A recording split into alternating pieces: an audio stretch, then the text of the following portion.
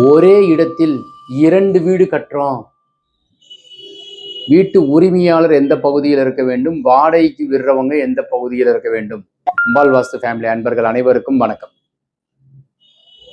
கீழ்ப்பகுதியில் கிழக்கு பகுதியில் வாடகைக்கு உள்ளவர்கள் இருக்க வேண்டும்.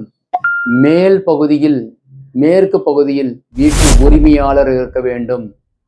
இதே வடக்கு பகுதி, வடக்கு பார்த்த பிளாட்டு, வடக்கு பகுதியில் வாடகைக்கு இருப்பவர்கள் இருக்க வேண்டும்.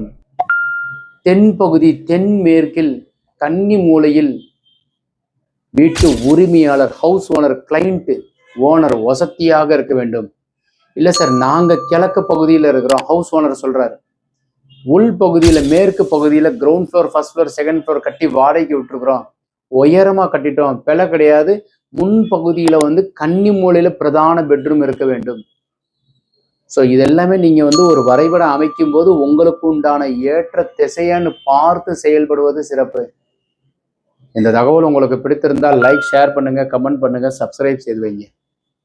வரைபடம் தேவைப்படுறவங்க கீழே இருக்கிற நம்பர் கான்டாக்ட் பண்ணுங்க. வணக்கம்.